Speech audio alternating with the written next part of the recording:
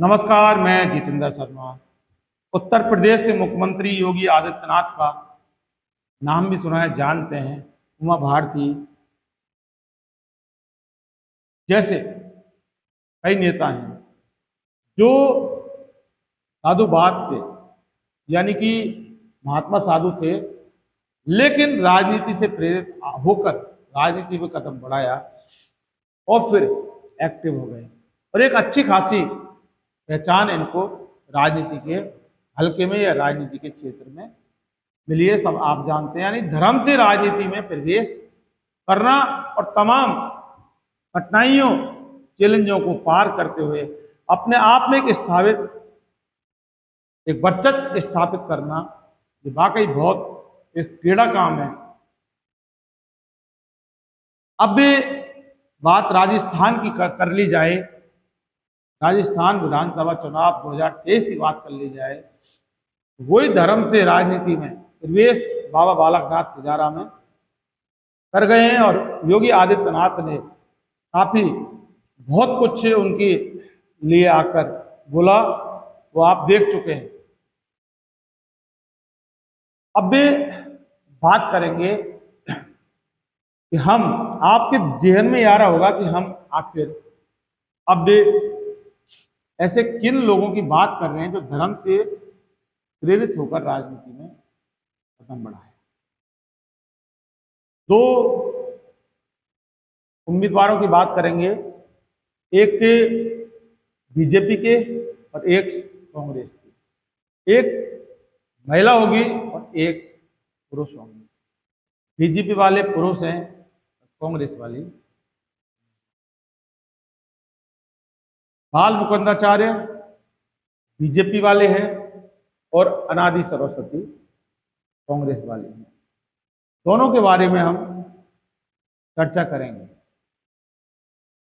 आपको बता दें, पिछले कुछ दिन पहले रामगंज में यानी परकोटे में कोई मामला हुआ था और उसमें एक्टिव हुए थे बाल मुकुंदाचार्य, हाथोस धाम के स्वामी बाल मुकुंदाचार्य हैं। और एक्टिव होने के बाद ये तो अंदाजा लग चुका था कि चुनाव आने वाले हैं और राजनीति में कहीं ना कहीं होके ये प्रवेश करने वाले हैं, लेकिन इनसे जब बात हुई थी, इन्होंने साफ तौर पर इनकार किया, जो मीडिया रिपोर्ट के आधार पर, कि राजनीति में नहीं आना चाहते। हालांकि पुलिस से भी इनका आमना सामना हुआ था, कोर्ट ने भी इनको पाबंद किया था और राजद्रोह का मामला इनके ऊपर लगा था। परकोटे में मंदिरों की सुरक्षा और जो दूसरे समुदाय के लोगों से तमाम प्रकार की जो घटनाएं होती हैं, उनके विरोध को लेकर ये एक्टिव हुए थे। और अब भी ये दो भगवाधारी हैं। अभी एक भगवाधारी की बात करेंगे। हवा महल से बाल मुकुंदाचार्य को टिकट दे दिया है भारतीय जनता पार्टी ने, हिंदुत्व का कार्ड खेला है। और चूंकि काफी सारे मुसलमान वोट हैं हवा महल क्षेत्र के अंदर, यानी मैं आपको बता दूं कि 3 ऐसे जयपुर के अंदर क्षेत्र हैं, विधानसभा क्षेत्र, जिनमें मुस्लिम बाहुल्य जो क्षेत्र है उनकी संख्या ज्यादा है। आदर्श नगर, हवा महल, किशनपोल। और आदर्श नगर में और किशनपोल में, यानी कि आदर्श नगर में और किशनपोल में अमीन कागजी और रफीक खान ये पहले से ही विधायक हैं। और हवा महल से जो कांग्रेस के महेश जोशी हैं, उनका टिकट अब कट चुका है। आर तिवारी को कांग्रेस ने टिकट दिया है। बात करते हैं वापस बाल मुकुंदाचार्य की, पंडित जी की, यानी कि पंडिताई का काम करते करते आप सोच सकते हैं कि वो विधानसभा चुनाव के लिए एमएलए का टिकट, और जीत गए तो एमएलए साहब भी होंगे। बड़ी बात है, बहुत बड़ी बात है। हिंदुत्व का चेहरा है, साफ सुथरा चेहरा है। लेकिन इनके बारे में आपको अगर नहीं पता तो हम आपको बता देते हैं कि इनका नाम वाकई बाल मुकुंदाचार्य नहीं है, इनका नाम संजय शर्मा है। और ये मॉडलिंग भी कर चुके हैं, उसके बाद मेहनत डिग्री में यानी पंडिताई में आए।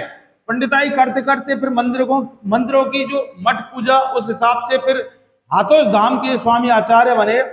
और इनके ऊपर ऐसा नहीं है कि साफ सुथरा इनका जो मेहनत डिग्री का काम है, ये बहुत बड़े विवादित रहे हैं, बड़े बड़े आरोप इनके ऊपर रहे हैं, मामले थाने कोर्ट कचहरी तक इनके चल रहे हैं।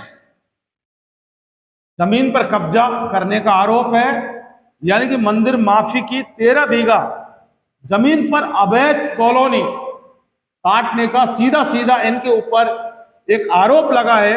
आप समझ सकते हैं कि एक महंत, एक पंडित जो एक हाथोस धाम के आचार्य हैं, उनके ऊपर इतना बड़ा आरोप छोटा मोटा आरोप नहीं है।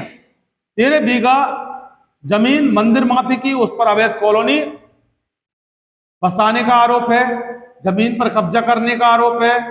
संजय शर्मा इनका नाम, मॉडलिंग कर चुके हैं, उसके बाद मेहनतगिरी में आए और उसके बाद अब ये राजनीति में आ चुके हैं, क्योंकि इनको लगा कि कोर्ट कचहरी और कानून कई हद तक हावी हो सकता है, लेकिन अगर राजनीतिक पार्टी में अगर जाएं और राजनीति में अगर स्थापित हो जाएं तो फिर बहुत कुछ प्रोटेक्शन, संरक्षण मिल सकता है। हालांकि कोर्ट के ऊपर ये राजनीति हावी नहीं होती, अदालत के ऊपर राजनीति हावी नहीं होती, कानून के ऊपर राजनीति कभी हावी नहीं होती, लेकिन हाँ कुछ समय तक इसके सहारे बचा जा सकता है। तो ये इतिहास पंडित जी बाल मुकुंदाचार्य हाथोस धाम के स्वामी जो अभी एक्टिव हुए थे, और अभी आपको बता दें कि जो एक हिंदू मुस्लिम कार्ड खेला गया था और जिसमें एक लड़के की हत्या हुई थी और जिसमें 50 लाख रुपए सरकार की तरफ से दिए थे, उसमें भी काफी एक्टिव हुए थे और कुछ मंदिर को लेकर भी एक्टिव हुए थे। रामगंज थाने के थानाधिकारी से भी काफी भिड़ंत हुई थी और अचानक बीजेपी ने हिंदुत्व का कार्ड खेलने के लिए पंडित जी को हवा महल से उतार दिया है।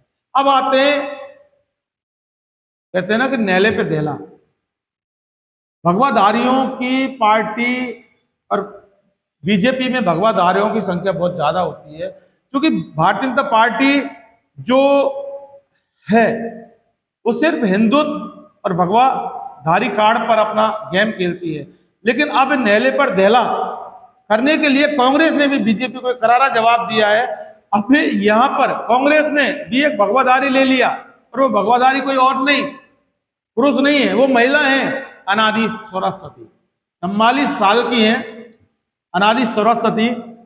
काफी जाना पहचाना चेहरा है और चूंकि अजमेर उत्तर से इनको प्रत्याशी बनाया जाएगा जैसा कि बात आ रही है, चूंकि बीजेपी की है ये और बीजेपी से अब इनको कांग्रेस ज्वाइन करवाई है और भारतीय जनता पार्टी में वासुदेव देवनानी ने अजमेर उत्तर पर जो कब्जा करवा रखा है उससे नाराज होकर अब सरस्वती मां अनादि सरस्वती ने कांग्रेस को ज्वाइन कर लिया है और अशोक गहलोत मुख्यमंत्री ने खुद ने ज्वाइन करवाया है। सिंधी समुदाय से आती है, इधर धर्मेंद्र राठौड़ का भी अजमेर उत्तर से कांग्रेस का सीधा विधायक रहे हैं, उनका भी नाम चल रहा है। लेकिन सवाल ये है कि धर्मेंद्र राठौड़ को टिकट देते हैं तो इनको मां अनादि सरस्वती को कौन सा पद देंगे, और अगर महिला विंग जो मोर्चा की अगर अध्यक्ष बनाएंगे तो क्या धर्मेंद्र राठौड़, ये देखने वाली बात है। लेकिन सवाल ये है कि सिंधी समुदाय में काफी सिंधियों के वोट हैं, इधर वासुदेव देवनानी सिंधी समुदाय से आते हैं, तो ऐसे में धर्मेंद्र राठौड़ को साइड में कर कांग्रेस अनादि सरस्वती को टिकट दे सकती है और देगी भी, क्योंकि धर्मेंद्र राठौड़ के सहारे अजमेर उत्तर तो नहीं जीता जा सकता। इसके लिए मां ये जो अनादि सरस्वती, इसको टिकट अगर कांग्रेस देती है तो फिर कुछ संभावना जताई जा सकती है। लेकिन सवाल ये ही बड़ा है कि जहां भारतीय जनता पार्टी में बहुत हद तक पूरे नेशनल लेवल पर देखा जाए तो भगवाधारी पंडितों की संख्या काफी ज्यादा है और वहीं एक भगवाधारी और घुस चुका बाल मुकुंदा आचार्य हवा महल, और वहीं कांग्रेस ने बीजेपी से सीधा ज्वाइन करवाया है अनादि सरस्वती, वो भी भगवाधारी है। सवाल यह है कि भगवाधारी का कार्ड दोनों पार्टी खेल चुकी है, कोई ज्यादा तो कोई कम। लेकिन क्या राजस्थान की राजनीति भगवाधारियों के सहारे लड़ना कितना उचित है, कितना अनुचित है, ये तय आपको करना है। लेकिन जब चूंकि बात भगवा के ऊपर आ जाती है हिंदुत्व के ऊपर आ जाती है, क्योंकि कांग्रेस के ऊपर एक विशेष समुदाय के लोगों का सपोर्ट करने के जो आरोप लग रहे हैं, इधर उन आरोपों से कांग्रेस को कहीं ना कहीं होती है ठंडे पानी के छींटे अनादि सरस्वती को ज्वाइन करवाने से जरूर लगेंगे, जिससे विचारधारा लोगों की बनी हुई है, क्या विशेष समुदाय के लोगों को समर्थन करती है, या कांग्रेस में भगवाधारियों के लिए भी जगह है, कि जनता के समझ में आ जाएगी। और जिस दिन जनता की चीज समझ में आ जाएगी, राजस्थान का इलेक्शन ये बहुत हॉट इलेक्शन हो चुका है, और जिस तरह के तमाम जो कयास जो देखने को मिल रहे हैं धरातल पर, जिस तरह के सारा जो एक एक मामला और एक एक घटना और घटनाक्रम और काल चक्र जो देखा जा रहा है, उससे एक बार फिर ये तय किया जा रहा है कि क्या इस बार कांग्रेस की सरकार रिपीट होगी, या फिर परंपरा खत्म होगी, या परंपरा बरकरार रहेगी।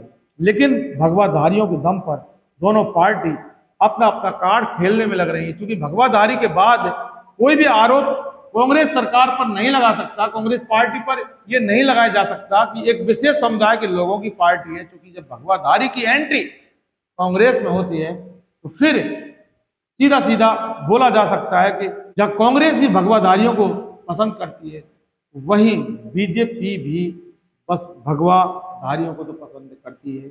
लेकिन भगवाधारी की कार्ड खेलने में कितना कामयाब राजस्थान की बीजेपी रहेगी और कितना कामयाब राजस्थान की कांग्रेस रहेगी, ये वक्त बताएगा। जब अंगूठा लगेगा, मतदान होगा, और मतदान के बाद जब काउंटिंग होगी, वोटों का फैसला होगा, किसकी सरकार बनेगी, तब इस चीज का फैसला होगा वाकई भगवाधारी के हिंदुत्व कार्ड खेलने में आखिर कौन सी पार्टी ने महारत हासिल की, राजस्थान की भारतीय जनता पार्टी ने या फिर राजस्थान की कांग्रेस। वक्त बताए। फिलहाल के लिए बस इतना ही दोस्तों। आपने अगर हमारा चैनल सब्सक्राइब नहीं किया तो फौरन कर लीजिए, नीचे बेल आइकन जैसी घंटी को जरूर दबाइए, और इसलिए कि हमारे नोटिफिकेशन आपको तुरंत पहुंच सके, और हम राजनीति की पल पल की अपडेट आपको करके हम बताते रहेंगे। और आप हमसे किस मुद्दे पर, किस टॉपिक पर वीडियो चाहते हैं, वो आप जरूर कमेंट सेक्शन में जाकर जरूर बताइए, जिससे कि हम वो वीडियो बना सकें। नमस्कार।